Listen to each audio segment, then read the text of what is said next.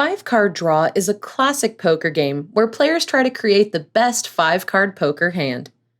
To play, first each player puts a predetermined ante into the pot, like $10. Then the dealer deals everyone 5 cards face down, one at a time. Each player looks at their hand, and the player to the left of the dealer, player 1, can either check, bet nothing, or bet by putting money or chips into the pot. Then the player to their left, player 2, can do one of the 4 things. Check, unless player 1 bet, in which case player 2 must bet to stay in that round. They can also call, which is matching the bet in the pot.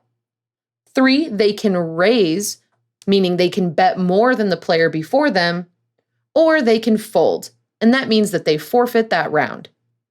If player 2 calls, the bet stays the same, and then player 3 must either call, raise, or fold. Alternatively, if player 2 raises, then the bet increases for each subsequent player, and player 1 must add the difference between their initial bet and the raised bet to the pot. Once every player has checked, called, raised, or folded, each player can give up to 3 cards from their hand to the dealer in exchange for new face-down cards from the deck.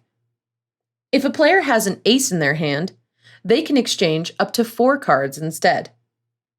Players don't have to exchange any cards if they'd like to keep all of the cards in their hand. Once every player, including the dealer, has exchanged any cards that they'd like to, another round of betting begins, starting with the player to the left of the dealer. Once everyone is finished betting, each player still in the round reveals their hand. The player with the highest hand wins the pot. In order from lowest to highest, the cards are ranked. High card, 1 pair, 2 pair, 3 of a kind, straight, flush, full house, 4 of a kind, straight flush, and royal flush.